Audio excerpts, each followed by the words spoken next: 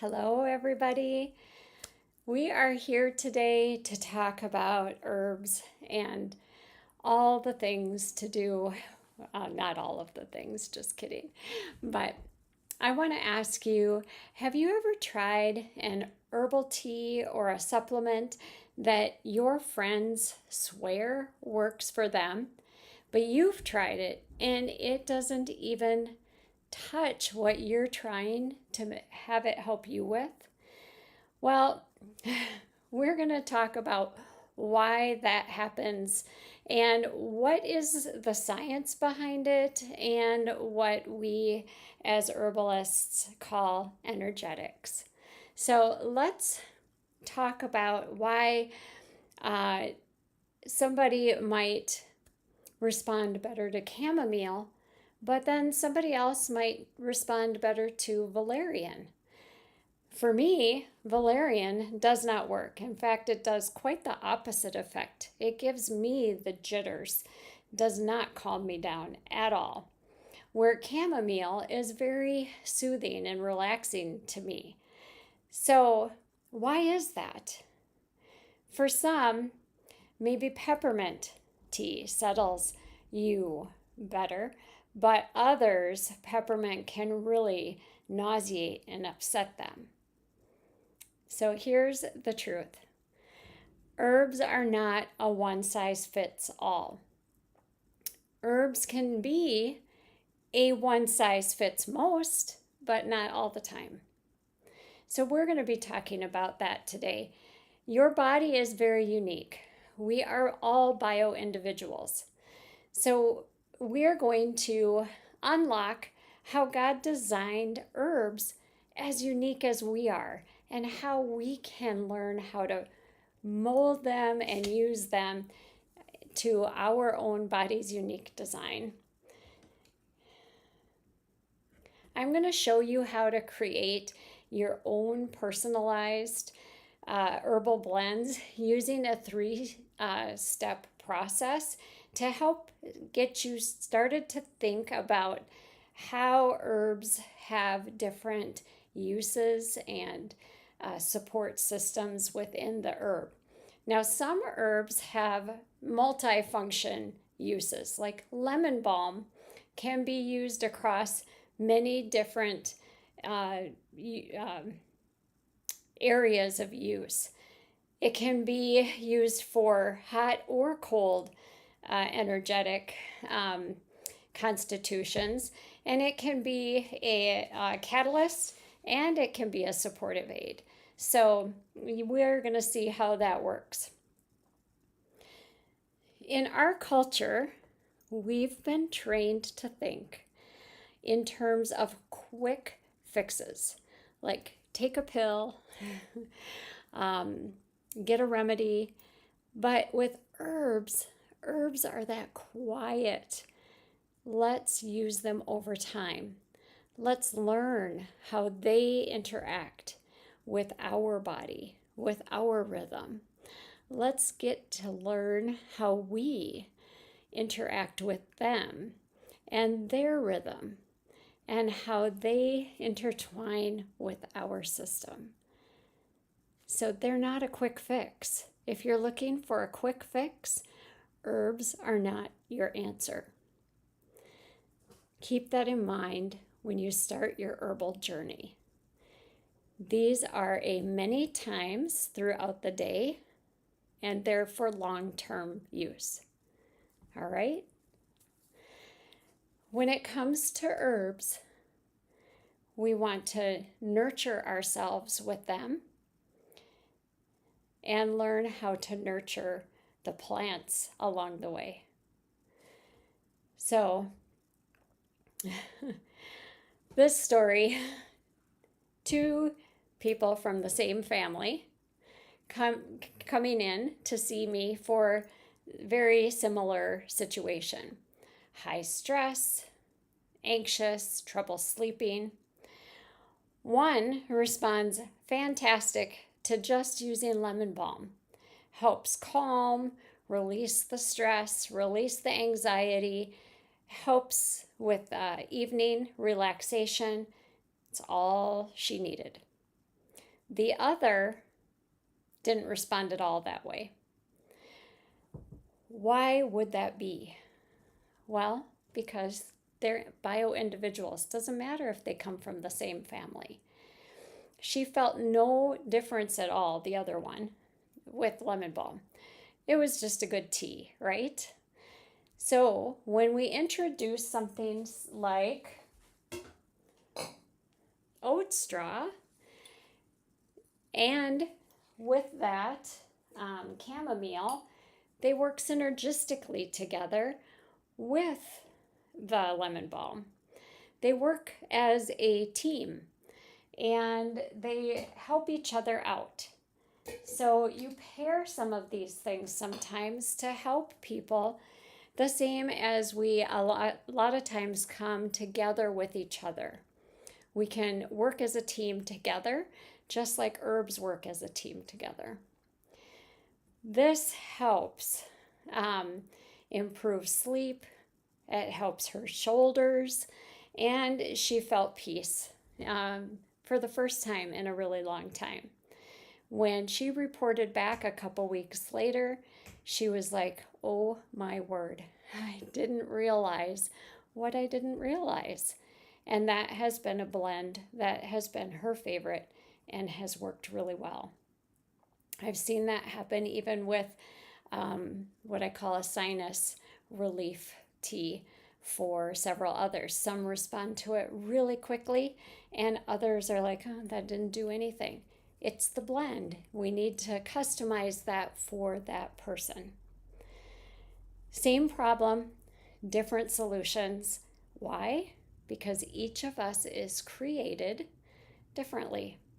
Our body chemistry, our nervous system, even our spiritual stress load, it's all unique.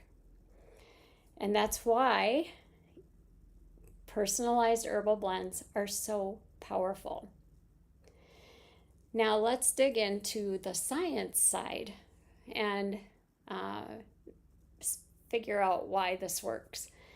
Researchers know that our genetics and our gut microbiome and our liver enzymes all change how we metabolize everything, including herbs, how quickly, how slowly, and how much.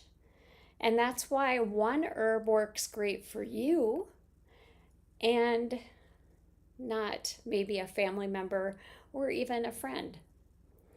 On the traditional side, herbalists for a long time have recognized what we call energetics.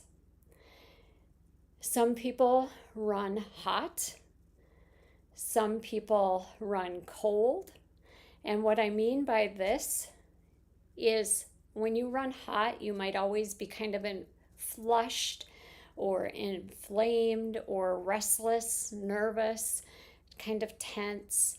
You might even feel really warm all the time. Others run cold, chilled, your digestion is slower, you have lower energy. Some people are more tense and dry, like your skin is dry, your eyes are dry, your mouth is dry. Other people have clammy hands, maybe more perspiration, more oily. They're more moist. You can, at different times in life, have different blends of all of these different energetics.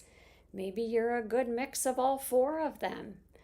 And at different times, different stages in life, you might switch your energetics. When we build the science with the tradition, this is when the beauty of building these together comes together.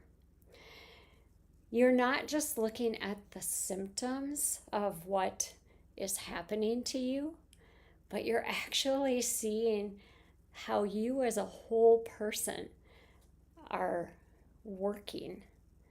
And you're able to get down to that functional root of what is at the base of what's going on.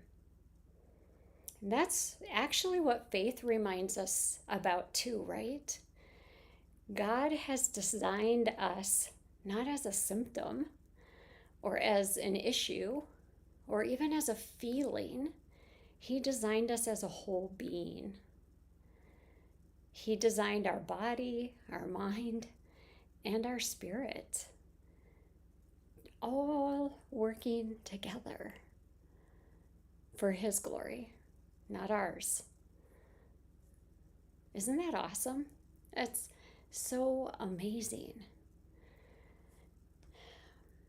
It's when you look at herbs and how they work with our bodies and how diverse they are, we can really see how diverse God is and how intricate He is, how attuned to the attention and the detail of us He was when He knit us together. He cares so deeply for us that He put every plant in place for us to learn about and to nurture and care about. So let's get some practicality into this, right? I want to teach you how to blend some formulas. It's 3 simple steps, but you do have to do your own research to see what works for you and your constitution. So given what I've just laid out about the energetics, you have to figure out what is your constitution. Are you cold or hot? I can tell you I run cold. Are you dry or are you moist? I am typically dry, but sometimes I run damp. Depends. So we're going to use a three herbal blend formula. So the first herb the first herb that we're going to start with is our base herb. So you're going to choose the foundation of your tea blend. So that's what we're working with today, is we're working with a tea. So when you're thinking about starting to make a formula, a tea that you're going to be blending, so these are, let me back up just a little bit. When you're starting your herbal journey, and I've said this before in other videos, but I want to make it very clear here.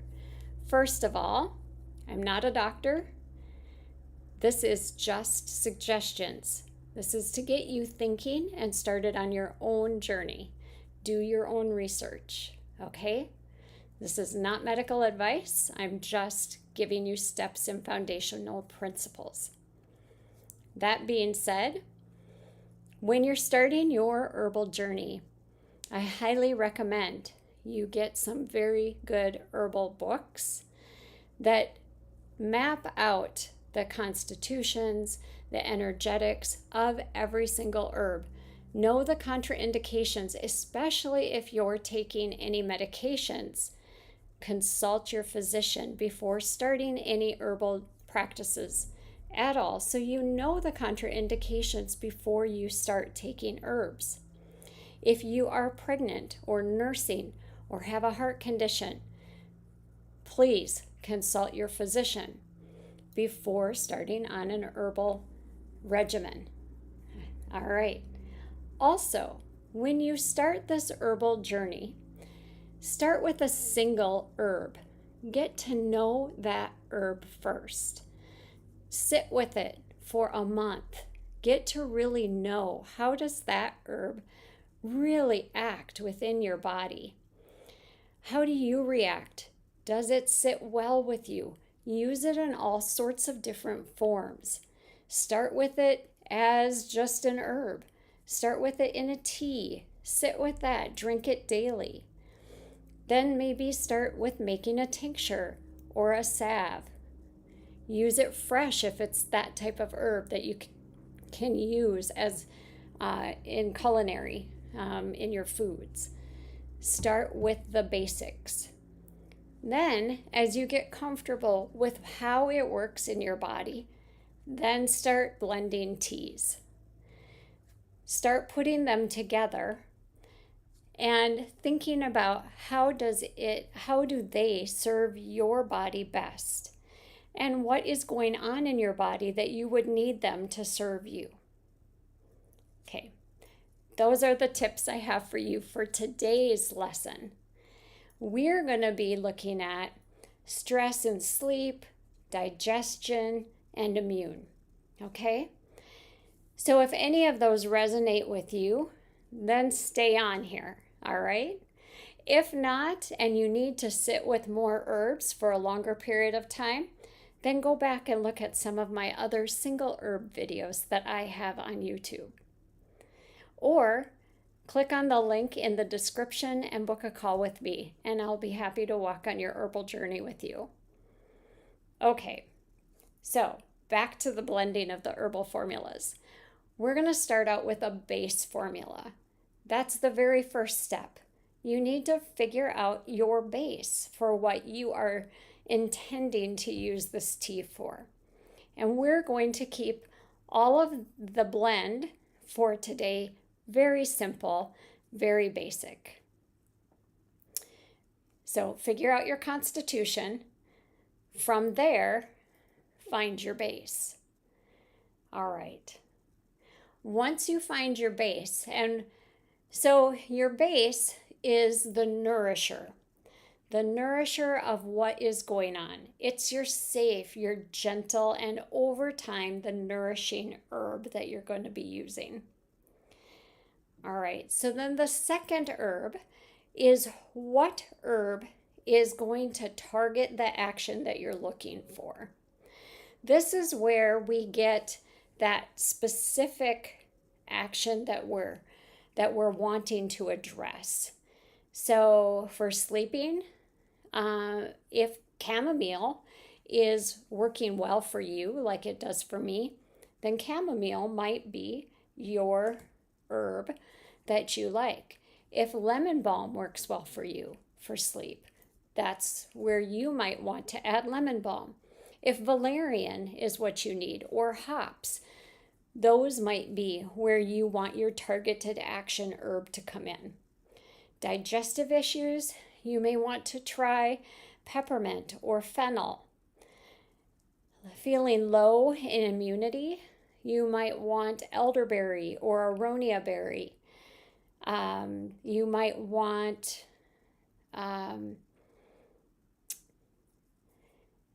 those are my two go-to. Echinacea. You may want hawthorn. So just kind of depends on what are you looking for that targeted issue at the minute. And then your next one is going to be your catalyst, the enhancer to the other two. It's going to be the one that comes along and says, hey, come on guys, let's get to work. All right. So this herb kind of boosts and improves the absorption of the other herbs. It's the classic ones like ginger or licorice root or cayenne pepper. These are the ones that are going to say, hey, let's kick it up a notch. All right. So again, going back to what your constitution is. Sometimes herbs don't land in your constitution spectrum.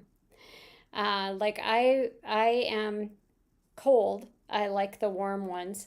I do know I have some clients that respond well. They're warm, but they respond better to some of those warmer catalysts. So it can ebb and wane a little bit.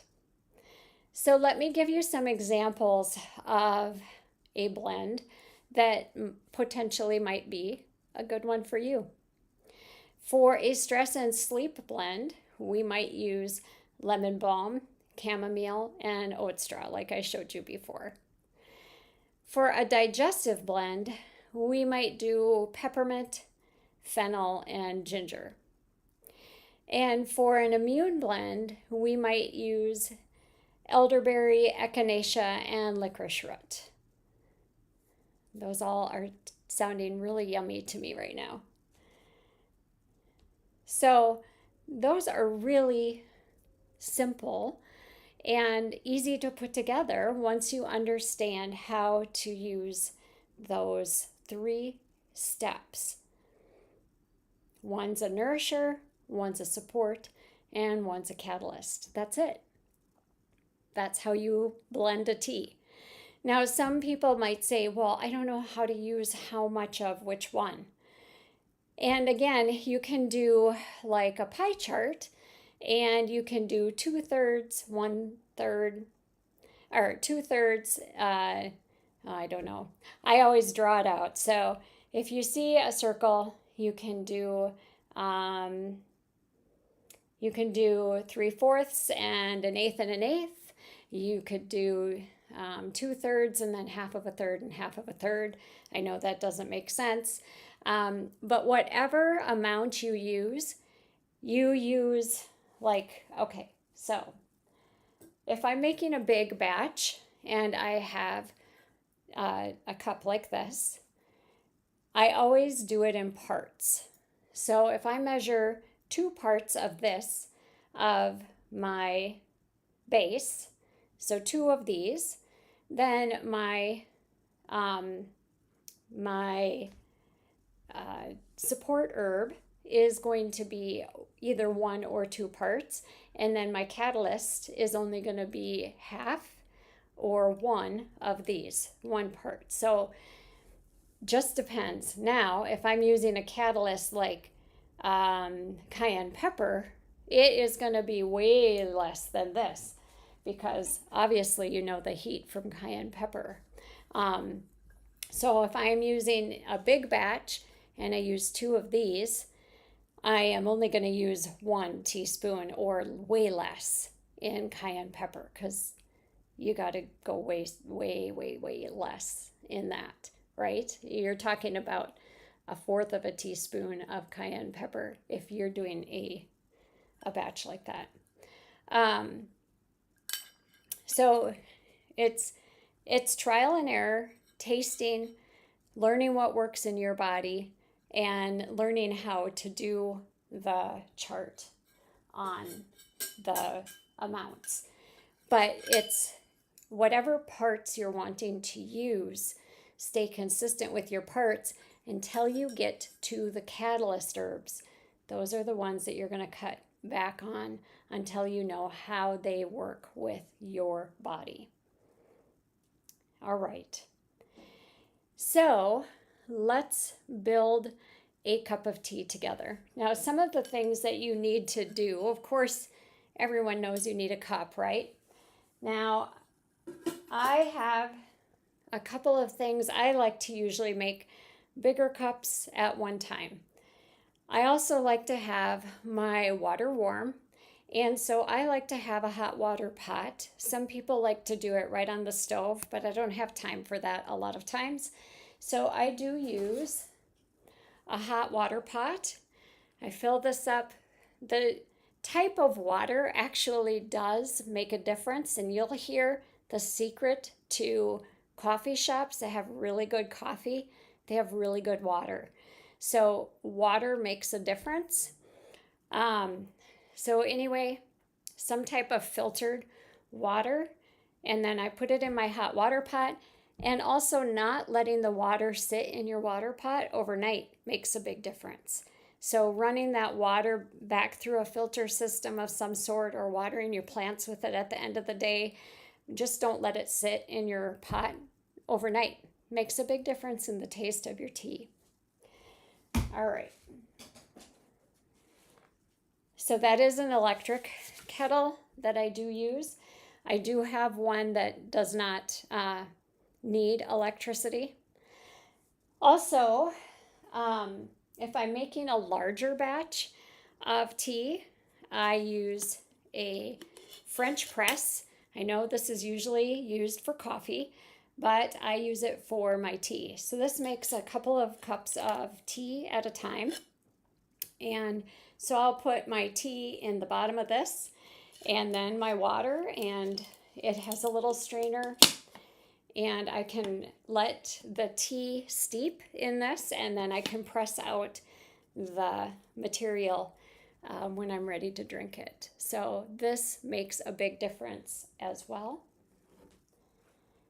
If you just want a cup of tea, you can use a tea ball. Now for me, these little tea balls are fine if you just do very small and you don't want a medicinal tea. You just want a sipping tea that you're just going to sip on and drink, but you don't have a targeted issue that you're wanting to really use it for. These are fine. But if you have an issue that you're wanting to use the tea for, like you're really going to be targeted with it as a medicine, you're using your tea as medicine, you're going to want a bigger tea ball. The reason I say that is because you want a bigger amount than just these tiny little balls. Even this one, I know this is pretty cute, but even this one is almost too small, because if you have larger material, which you can smash up, I wild harvest a lot of my material, and this is my fresh calendula that I have dried, and it's fairly large. Also, my red clover is fairly large, and my echinacea is pretty large. It wouldn't have enough space in here for the water to get around, for expansion, and for the water to really pull the volatile oils really well out of that material for that cup of tea. And that's what you're really wanting. So space matters when you're using a tea ball if you're using it for the medicine property. If you just want to drink the tea for the taste, then these are fine. Now this is a cup that I really like. And the reason is because this basket is versatile. This can go into almost any size cup, as long as the water can get at least to this point and part of the tea basket. What you do is you put your herbs in this basket, put it in your cup, and then you just pour the water over it until it gets to the inside of the rim. Place the lid over the top and let your tea steep. I really enjoy this cup, and especially the basket, because like I said, you can put this basket in other cups that might even be bigger than this, because honestly this mug is still too small for me. I like a bigger cup of tea. And then you let this steep for about 15 minutes with your material in it. So anyway, those are the things, the items that are needed when making a good cup of tea. All right. If you don't have any of these things, you can throw it in a pot of water. Bring the water to boiling. Throw the herbs in the water after the water's been brought to boiling. Stir it, cover the pot, and shut the heat off. Let it steep for 10 to 15 minutes. And then when you pour it into your mug, just put a strainer over it. Strain off that material, and then you have your tea. You don't need any fancy things, but these are all nice things to have if you want to be a bougie tea drinker. All right. So let's make a cup of tea. I am just going to use parts, and I'm going to use a teaspoon because I am just making 1 cup of tea. All right, so I am going to use a digestive one, because it is the middle of the day. Now, what one I really like to make and use, and you can do this one throughout the day if you don't It's a good mind calmer as well, is the sleep one, because it doesn't truly make you like knock you out sleepy for me. But you have to try it in the evening if you're going to make it, because you don't know how you're going to react to it. I know it doesn't make me tired, it relaxes me, but I don't need to be relaxed right now at noon because I have a long work day yet ahead of me. So I will not be drinking that one right now. So for me, I'm going to make a digestive blend, and I like to use thyme is great for digestion. It's also great for all things like with my throat. I talk throughout the day quite a bit. It's part of my job. And so I like to use thyme as one of them. I also like to use, let's see, I am going to use, I have my notes here. I am going to use Tulsi and rosemary and ginger as well. Oh, let's see, here they are.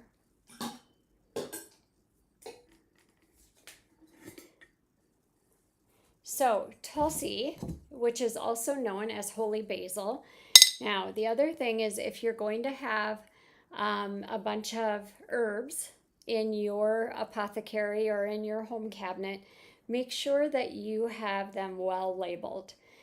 And you can always put on the back what you're going to use them for, what you prefer them for, what they do for you and your family, so that you and your family know what to grab and when to grab it. Okay? So that's always a good thing. But I'm going to use Tulsi. Tulsi works well for me. I'm going to use it as my base. And just kidding, I'm not going to use thyme. I'm using rosemary. Thyme has thymol, rosemary has rosmarin in it. And I'm going to use 1 part of rosemary. Rosemary you don't need as much in.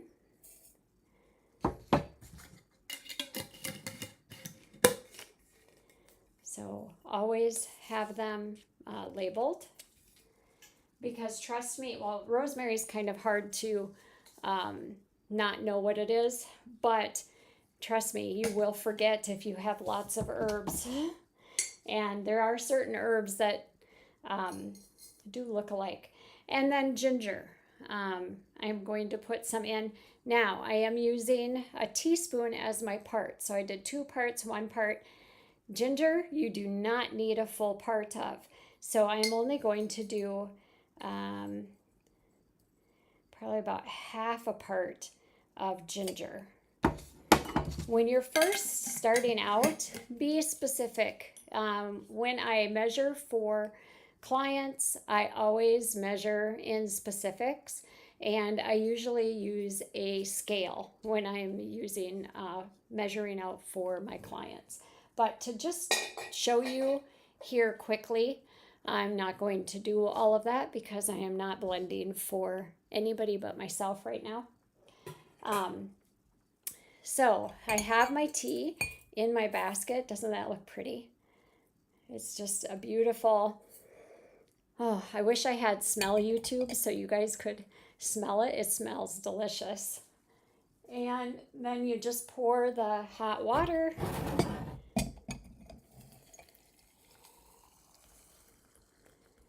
right up to the top